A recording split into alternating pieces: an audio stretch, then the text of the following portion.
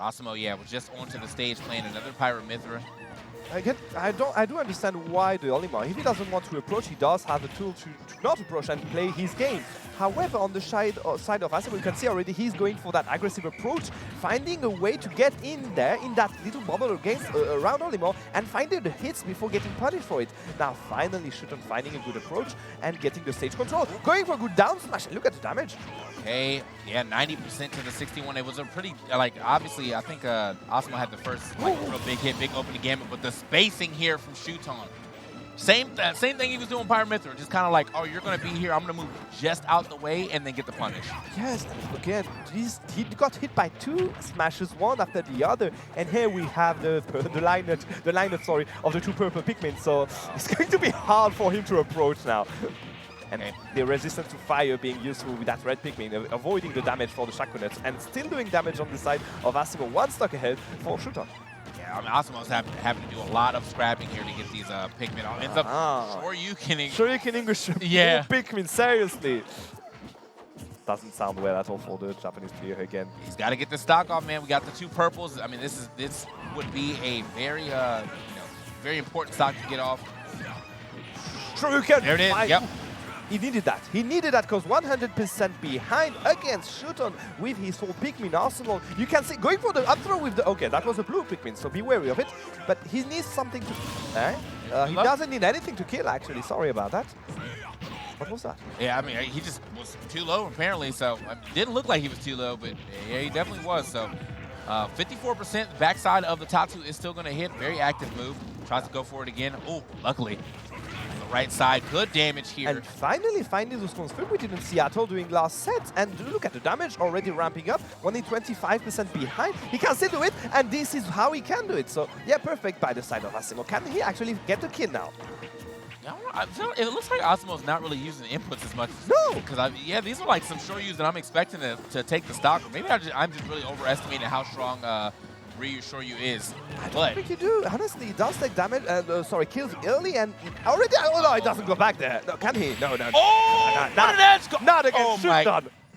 That was so godlike right there from SHUTON. Goes super low, and then he's like, actually, I'm not even going to go back to the stage. I can end it right here with that back air. I love how he's used that up before aggressiveness. Yeah. If you check the weekly we had in France 2 days ago, he was going over 120% aggressive with that at B during his phases, out of the stage, above, at the blast zone above. So he was just trying to get to you with that up B, while it's supposed to be a recovery tool. That was super cool. I mean, what a great usage of that move. I think a lot of people, probably would have just went back to the ledge. I think even if he touched ledge, he still would have been able to maybe get it back here, but that one was like, I know this game is over, and even if for some reason I miss, I'm willing to take the bet. Blood on his hands and blood in his eyes. He was just, I'm going to get you. So, yeah, I mean, first game going to SHUTON. ASIMO, we're starting to see like shades of brilliance in there, but yeah, I am really starting to question some of these up Bs, and if he's actually going to input or if he's just straight up B. Yeah. Oof. Again, going for the whole aggressive on the side. ASIMO not finding the target here to change. And SHUTON ramping. No, never mind. I didn't say anything. Finally finding good phase on the side of ASIMO and 60% ahead. This is the first time he's actually there. Hey, yeah, ASIMO, well, he had like as I said in the first game, he had the first big hits.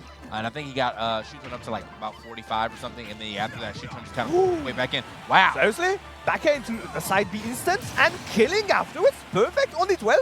ASIMO waking up. So I'm just going to do it. I am just going to do it. That Tatsu, yeah, definitely going to go ahead and finish it off.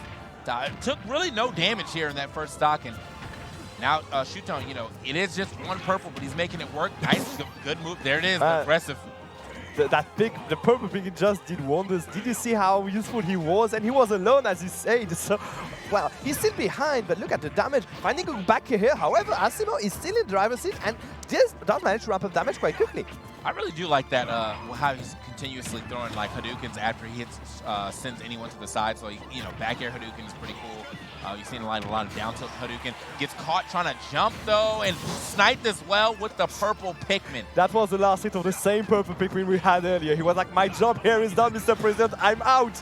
And finally the kill here, 83% behind for SHUTON, but we've seen how he was able to ramp up damage quickly. So it's still not over for the side of that player. Oh, that misinput. That was a Cirque, yeah. Yeah, misinput for sure. And I mean, like, he is sticking onto him, but there it is, dash that.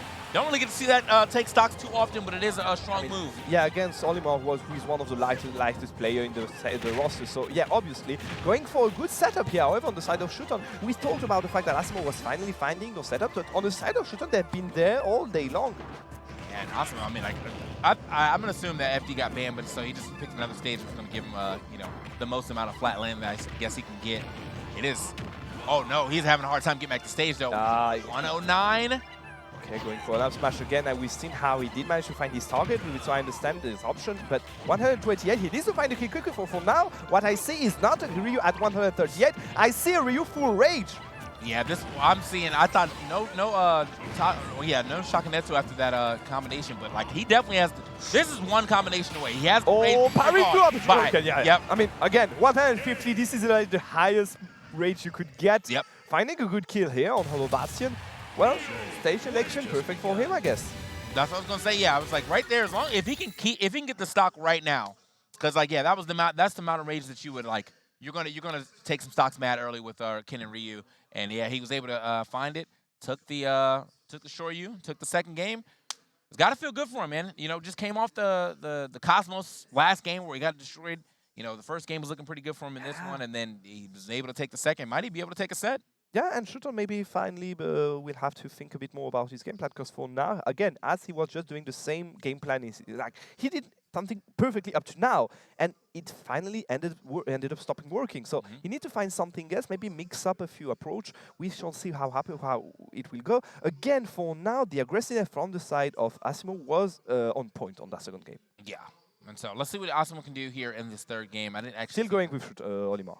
Yeah. You know, I don't think it's really that might have been like more of a stage thing or just a momentum thing. Sometimes it really just is like I didn't really lose. I just wasn't there. I wasn't there in the game like they were in the game. I see what you mean. Yeah. So let's see how you know SHUTON starts this one off. ASIMO again was the one to start off both the games with the opening gambit, but this time around it's SHUTON. Yeah, and 40%, that's not that much, but look at the advantage phase he is just showing us. Already 80% or nearly. Wow, that was a good phase. Right, hold on. Keeping the perfect wing for later on. I love how he just sent it on the left just to have him come back in that line later on. I love it. Okay, yeah. I mean, just bombarding his shield and then immediately like, all right, well. Yeah, that was weird. I don't know what he was looking for, but for now he's just reversing the situation, not in his advantage. So maybe not a good choice from the side of SHUTON. Finding a throw, however, with the blue Pikmin was perfect. He didn't pick any Pikmin up to now, and you can see how as soon as he used it, he just threw out, going for another roster. Red, purple, and yellow is going to do a lot of damage next time he caught him. Look at that, though. He lost every single one of yes. Pikmin all in one Tatsu. Yeah, all in one Tatsu. That's crazy. But I like the idea of what ASIMO was going there on the right side, trying to get that spike over the edge. I mean, when SHUTON had to recover. Fortunately, though, SHUTON, too aggressive. Oh, yes. Yeah. Finally getting punished for this by himself, but nonetheless. Okay, so now it's an even game, and it honestly shouldn't be right now, but yeah, SHUTON giving that stock up to himself. Gonna let ASIMO back into this game. And, you know, ASIMO, if he can find his openings, again, this could be his first set that he's been able to take against SHUTON. I think it's the first time I see Olimar connecting jab into grab. That was perfect, and he did manage to find a lot of percent afterwards. So already 100% on ASIMO, and we've seen how he is in that situation because SHUTON just SD'd beforehand. So when you look at it, he doesn't manage to get that much in that matchup. Man, any other smash right there, but yeah, just got hit with the tail end of it. Still, a lot of damage here, and he's got a good lineup for both, like a grab or a hit. Indeed, the purple Pikmin, never mind. Oh! Oh, I mean, could have whoa! Immediate he knew the purple Pikmin was coming up, and he just got, I mean, perfect again by SHUTON, and going for whole phase, 50% and damage ramping up. Perfect again by his side.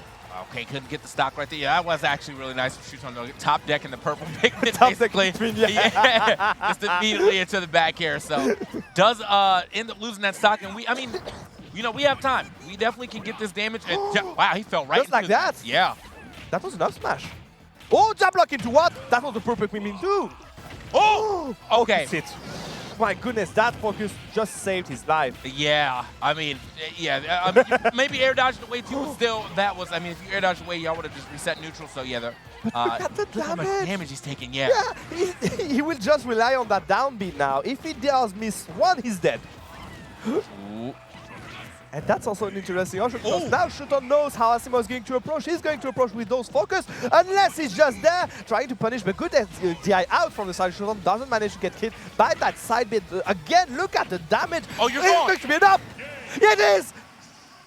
Full rage ASIMO again, the same thing as last game. We are talking about Ryu, someone who has a lot of kill power we didn't see on first set. The skill power you're talking about against Flo, against Cosmos, we saw it now. We saw the Shoryuken doing wonders against SHUTON, dying here at 70%. 70%, yeah. I mean, look, that's you had to finish the game there, SHUTON. But yeah, if it was getting scary the minute after he hit 50 and Ryu was at 150, it was already scary. Yeah. So again,